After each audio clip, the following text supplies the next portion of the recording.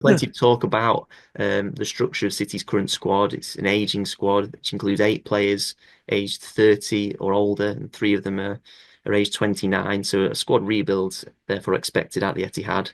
Yep. Sub business could be done and should be done really in January, but Pep sort of suggested that the serious surgery, if you like, could take place in the summer. Now, first of all, do you think that's the right approach, or do you think some drastic changes need to be done in January? I don't feel that way anymore because the sort of mentality about we do it in the summer was that they get a preseason, with the manager, and it's like it's a calm time. That's not the case anymore. Once again, football, the landscape has changed. There is going to be no preseason because of the Club World Cup. The players are going to essentially play straight through. They're going to be on holiday, so it makes no difference if they come in January, in my opinion, or they come in July. Like I just don't see the difference because football is carrying on. So, and to me, I think we have to be really brutally honest. And there's some really hard conversations here to be had. But there's a real good chance that Rodri, when he comes back from injury, might not be the Rodri that we know for a long time, if at all. I'm hoping, touch wood, he'll probably be fine. But it's a real possibility because he's 28 now, but he'll be 29 when he returns, and he could be in his 30s by the time he's at his very best form. He could be 30. It could be look Van Dijk when he come back. That the season afterwards, it was a poor season by him. It took him a whole year to find his form again and trust his body. That's very possible given Rodri's age. He's not going to be 23 anymore. So I feel bearing that in mind and bearing the very obvious decline of some of the players with a lot of uncertainty around a lot of them, I think you just have to start now because the longer these players get with Guardiola, the better. You'd presume there's no better coaching midfielders in world football than Pep Guardiola. So if you do sign someone like Zubimendi, I don't know who it's going to be. I leave that stuff to the experts. But if you sign a player of that quality, I'd rather them have 6 more months with Guardiola now because if you get to that possibility where Rodri returns and he isn't quite up to speed, you've already had a guy there for 6 months, who's sharpened his senses in the Manchester City side and he's up to speed. So I don't see the point in waiting because look, this isn't a situation that's going to be solved by time. It's very obvious to me that the dam has burst here a little bit and the confidence is shot and the squad isn't capable. And I think there's a real risk of City just not finishing the Champions League right now as well. Like you can't ignore that. And like that's not a poor season. That's a horrific season if City finish out the top four. You don't win 4 leagues in a row, then finish seventh. And it's a real problem. It feels like there's a risk of that right now, which feels crazy to say, but it might not happen. And City probably will be fine when the players return. But you've got to look at every possibility. You've got to presume the worst because that's the only way you stop the worst from happening. And to me, when you look at the fact that there's an obvious need for a rebuild, there's the real risk of Rodri taking a long time to come back. There's actually a genuine risk of City missing out on the Champions League places. Pep's going to be here for another 2.5 years. When you put all that together, there's no preseason. Why not just start in January if you can? Because City have the money, they do, and when you look at the 5 years of a positive net spend and all that kind of stuff, and I understand there may be sort of issues financially. The club maybe is holding the cards close to their chest for a reason. But at some point, you've got to accept it. And I don't see any reason. I don't think it's a good idea to wait to the summer personally, because I don't think the summer is what it used to be. I think football's a 12-month calendar now, which is crazy. And I think you have to adapt to that. Yeah, now City's current squad is made up of 23 players, and that's not including some of the academy guys like Simpson Pewsey, for example. So it's including the ones that have been there in the first team squad throughout this season. And whether this rebuild when this rebuild happens, we don't know yet. For City fans, hopefully the sooner the better. But I just thought we could get your views, maybe Stephen, on who should stay or go in maybe 2025, whether it's January or before the start of next season. Maybe do some like a quick fire answers thing, just whether who will stay, who will go, go through the players, and then maybe Sure. discuss in depth of some of those decisions that you've made. So we'll start off with the goalkeepers. We'll go with Ederson. Do you think he'll stay or go? If he wants to go, he can go. And that's not because I think he should go. It's just because he wanted to go last summer.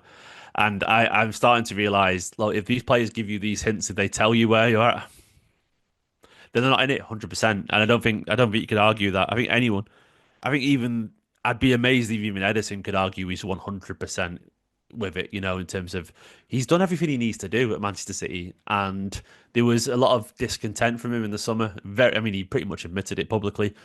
So if he wants to go, let him go. That's how I feel with Edison. And Stefan Ortega. Yeah, once again, wherever he wants to be. If he wants to go, let him go. If he wants to stay, he can stay. And finally, for the goalkeepers department, Scott Carson, obviously an integral player of City, of course. I don't. He's just essentially an object in the dressing room, is he? Really, he's not really a footballer. Beloved to Scott Carson, but yeah, look, maybe it's time for Scott Carson to go. Maybe he's the problem. Maybe we need to stop clinging to this sentimentality. Like, I don't really care about Scott Carson that way. Yeah. He can do what he wants. So on to defenders, Captain Carl Walker, big one, stay or go. No, that ship has long since sailed, and I actually felt the situation yesterday we went down after the Hoyland incident was I think it was really tragic. If I'm being honest, I felt a bit. I feel to me that felt desperate. And Manchester City in the past 3 or 4 years they don't do desperate. They don't do that. You know, you don't have City's captains diving like that and feigning injury, and they just because they used to just beat him on the football, you beat him fair and square. You know, and that was that looked like a man who's run out of ideas and he's probably aware of his mistakes and aware of his own form, desperately trying to get City the upper hand. And that just didn't feel like a very Man City thing. Usually they just stood up to them, then beat him on the pitch 3 or 4-0 anyway. So I think Walker knows he's done, and I think City know it deep down. So yeah, sorry, Kyle. Yeah, I think his contract's up until 2026, but it's likely he'll probably go before then. We'll have to see. Next one, Ruben Diaz, Stay. Yeah, I think Ruben Diaz is absolutely in the right place. and then John Stones. Um, I'm going to put Stones and Ake together if that's all right. Yeah, I'm going to go through those of them because I think they're both brilliant, but I think City would be stupid to presume they're going to be fit, and put them down as starters. Because one of them, they're both. John Stones is 30, going on 34. He doesn't feel like footballers can play at a very high level now to the mid 30s. We know that. But John Stones doesn't feel like one of those to me because I think his injuries make him so unreliable, unfortunately, that I I don't think you can trust him, and more so than Ake. And Ake's still injury prone, but John Stone's even more so. And I think there's room for one of them in the squad, but I think we also need three central defenders that can stay fit. Ruben Diaz largely can do. I think Akanji largely can do as well, but I think he's tired right now. But Ake and Stones, they just can't. And I think, unfortunately, given Ake's also covered for the left back role, we're short in another position there as well. So I think, unfortunately, one of them probably should move on, and City should probably bring us someone more reliable. mentioned in Akanji, similar thing for him. I think Akanji is struggling from the expectation on him right now. I think Akanji's proven to be pretty reliable over the past 2 years, and I'm more than fine with him to stay. I think he's covered at right back as well, and yeah, I think Akanji should stay. I think his current form and injuries are entirely down to an unfair burden, in terms of carrying the team. And then Josko Gvardiol. Yeah, stay once again, but Yep. he needs experience around him. He's only young, very talented, but another one who's been a victim of too much football. I would argue, and his form's dipped a little bit. And finally for the defenders, Rico Lewis. Yeah, once again, Rico Lewis, like he's had a poor season. He started really well. Rico Lewis is the kind of guy where if like 4 or 5 years ago, Phil Foden was coming on for minutes when David Silva, De Bruyne, Gundogan, Bernardo Silva, all these people were getting minutes in the team. Rico Lewis should be a very similar role where he's a little bit more experienced than that now, but he should be the guy who plays 20, 30 games this season when your experienced, brilliant right back needs a rest, or that should be his role. But right now he's stepping in and playing so much football when I don't think he's quite ready for it. I have no problem with Rico Lewis being around. I think he's a really talented player. There's some issues around his physicality, of course, but I think the expectations on him, he's got a role that he's just not ready for yet. He's like a key player in this team, and he's still a young squad player. So that's what the thing is. I think Rico Lewis should stay, but there should be a buffer ahead of him. There's no comfort blanket around him right now. Yeah, I think he's spot on there with Lewis. Now onto midfielders, we'll start with a pretty obvious one in Rodri. Yeah, I mean, obviously stay. Yeah, Yeah, can't wait for him to be back. exactly. Yeah, and then Mateo Kovacic.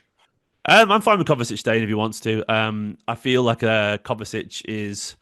I still feel like Kovacic.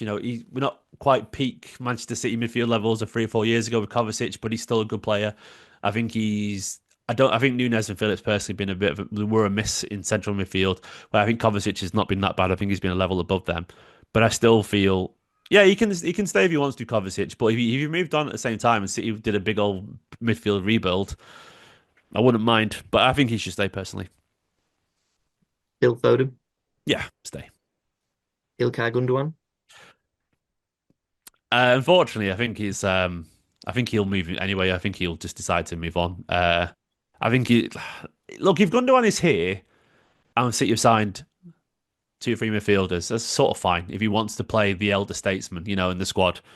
But I feel that it might be this might, all might be too much for him. And I feel there's something to be said as well, symbolically removing certain voices and senior players from the team. I think Gundogan's doing the best he can right now, but I feel like this attachment to the treble era, there's a real romantic and nostalgic attachment to it. It probably needs to be severed at some point and just let it go. And I feel like Gundogan came back, and unfortunately, it was the wrong call. It feels like it was the wrong call, and I feel like unfortunately, it might be time for him to move on as well.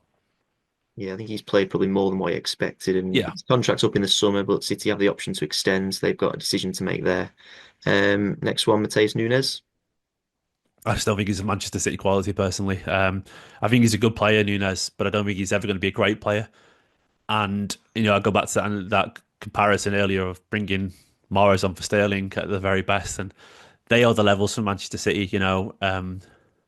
City had used to have even like he was playing fullback, where previously, Kyle Walker was at his very best, and our options many years ago were now Juventus' captain Danilo and Joao Cancelo, as alternatives, and it's just such a drop in standards. And previously, Sterling would play on the left or Sane would, and now Nunes is sort of getting this little bit part role around the team. And I don't think Pep's fully bought into Nunes. I think if he was, he would have played a lot more centrally last season. I think Nunes is doing a job now. He's doing an all right job. Don't get me wrong, but we need to be aware of the level that Manchester City operate, and what Nunes is doing is it's fine. He's been by far nowhere near the problem in this Manchester City side this season, but I don't think he's ever going to be the solution either. I don't see a Manchester City where Nunes is playing week in, week out that is as brilliant as they should be.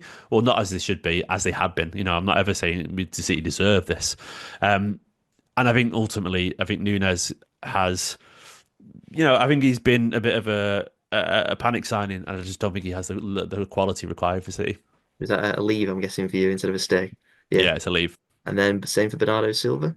Um, Bernardo, we know he's wanted to move, but I think Bernardo is probably reasonably comfortable here right now with his young family and all that kind of stuff. So Bernardo wants to stay, and I'm fine with that. The problem is he's on an awful lot of money, and he's played an awful lot of football, and he's been here for an awful long time, and we know he wants to go back home to be near his family in Portugal at some point. If one to get once again, it's if he wants to go, I'm tempted to let him move on. I do think Bernardo would be much better if he wasn't playing 100% of the minutes. If he was playing 80% of the minutes, I think Bernardo would shine more with a confident, happy team around him. I'm drawn towards stay because I don't think you can get rid of every player in the summer. It's not possible. Yeah.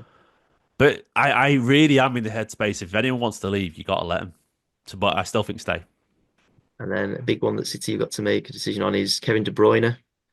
I want Kevin De Bruyne to stay, but I also want him to do whatever he wants. I think that's Kevin De Bruyne, regardless of what anyone think. Kevin De Bruyne will tell City what's going to happen. Like he's too smart. He understands his own body. He's very blunt and pragmatic. Kevin De Bruyne.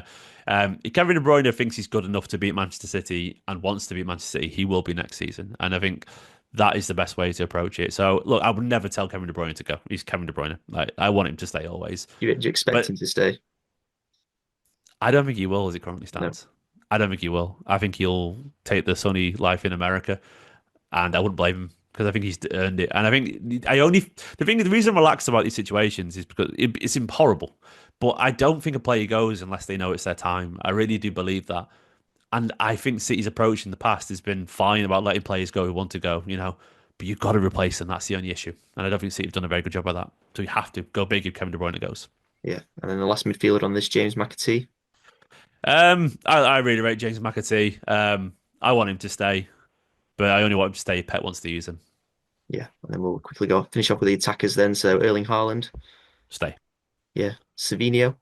Yeah, I think he should stay. I think Savino is a sort of victim of once again of where the squad is at. Like a few years back, Savino would be the guy who was sort of like the spare winger, even behind Sterling, Sane, Mahrez, whatever. But he'd come on and he'd be like, oh, this guy's good. He'd be getting 20, 30 games a season.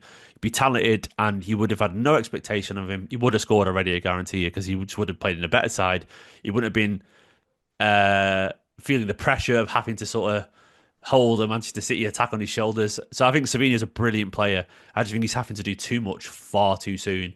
Where, like, um, in a real like peak Manchester City, he'd be a rotation player right now, and he'd look tons better because he'd be fitter, he'd be more confident, and I think he'd be more effective because he'd come on towards the end of the game with 20, 30 minutes left against a tired side. We'd be winning 2-3-0 comfortably anyway, and he'd get the fourth. I just know that would happen, but we're never in that situation anymore, which is where these players get their confidence and start to find their feet. And it's just not happening. We're in constant, we're in a crisis constantly. Jeremy Doku. Yeah, stay. I think he just needs players around him. Yeah. Oscar Bob. Yeah, stay. I think he's a brilliant player. And then finally, Jack Grealish. Let him go if he wants to. I think he's mentally switched off a little bit, unfortunately. Yeah, so yeah, big decisions I think for City to make. We'll have to see if they've made a change in January or not. Maybe the summer instead. But I think it's fair to say that fresh blood and maybe younger faces is needed in this City side.